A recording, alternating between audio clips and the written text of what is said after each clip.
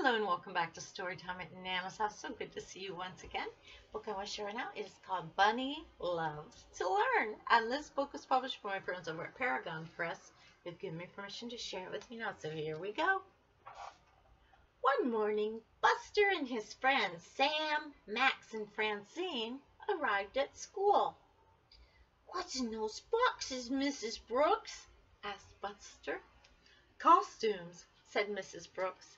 "Today you're going to dress up as people who lived a long time ago.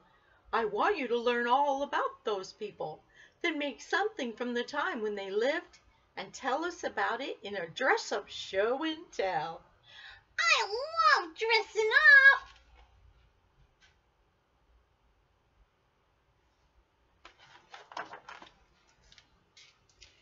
"I'm going to learn all about Vikings," said Buster. "This cloak is really cool."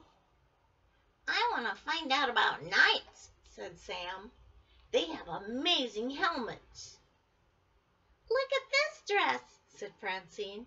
"I think I'll dress up as a princess. I've always wanted to learn more about them," she said.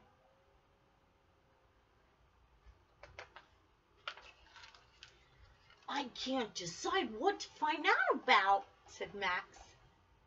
"Why don't you dress up as an Egyptian ruler?" said Buster, taking a book from the shelf. "They were called pharaohs." But the pharaoh's crown was missing from the box. "I don't want to be a ruler without a crown," said Max.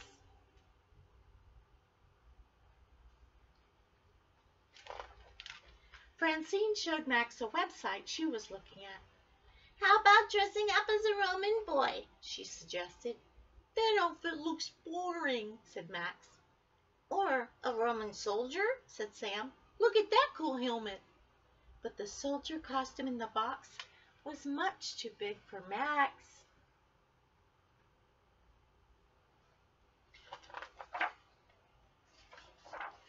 Suddenly, Max pointed to a poster on the classroom wall.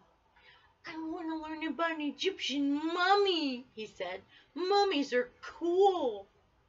"What about an Egyptian daddy?" joked Sam. "It's a mummy, not a mommy," laughed Max. He rummaged in the costume box. "Oh no," he said. "There's no mummy costume." Oh boy. What should Max do? I wonder.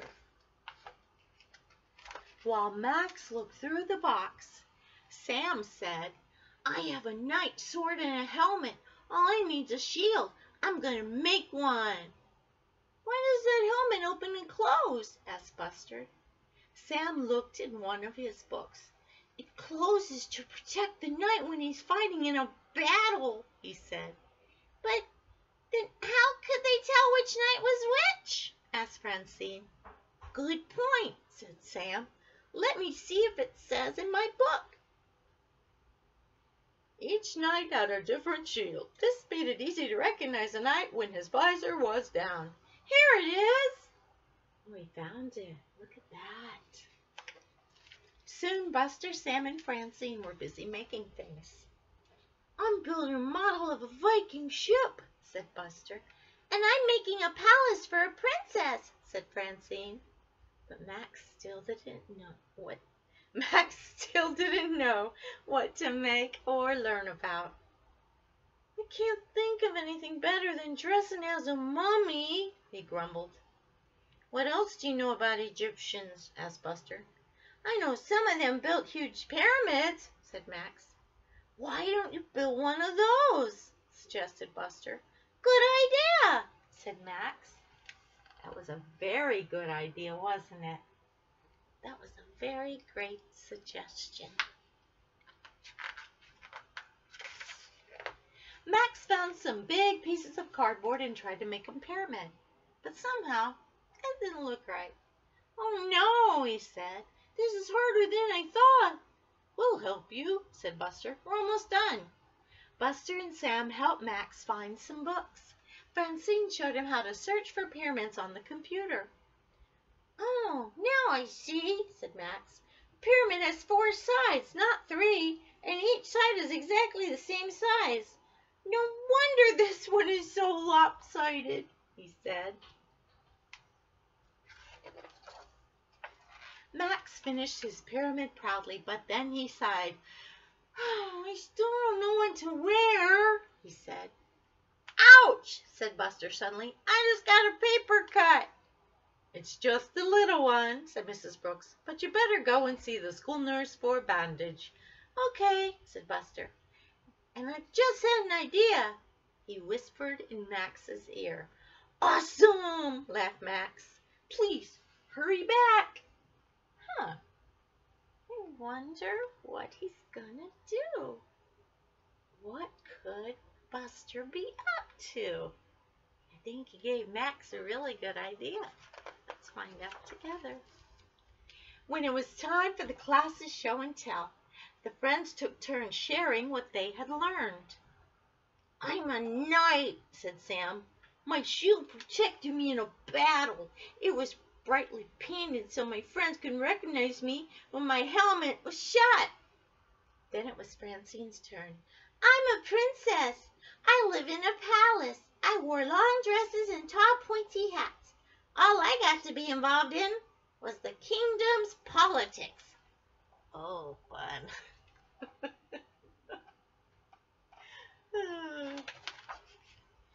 When he came back from the nurse, Buster showed the class his Viking ship.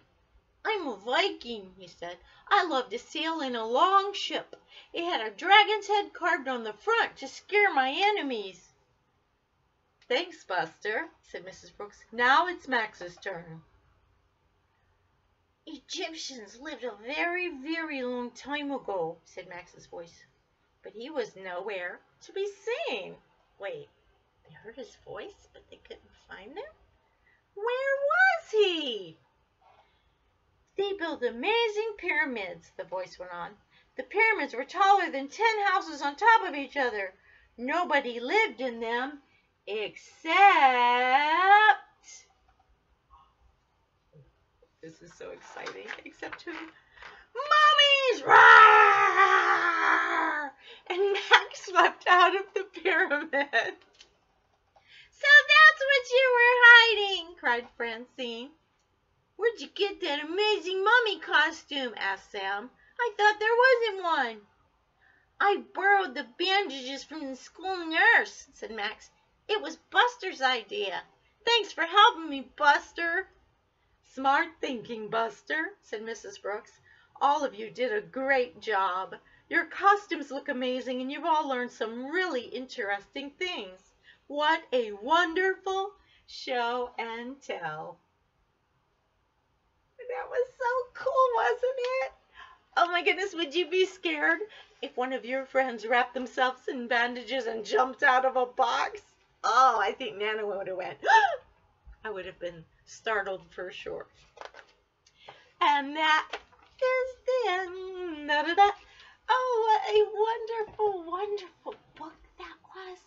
Oh, well, I hope that if you're in school now, or getting ready to start school maybe, or maybe you've been in school before, and that you had a wonderful opportunity and experience for show and tell, or had a teacher like Max did in his friends who encouraged them to be creative and use their amazing imaginations to go along with the new stuff that they were learning too. Wow. It's time for me to go, my friends, but before I do, I just want to encourage you to continue letting your light shine by being kind. Because in a world where we can be anything we want to be, please, please, please, just be kind. Thanks again for stopping by. Until next time, take care of yourselves. God bless you.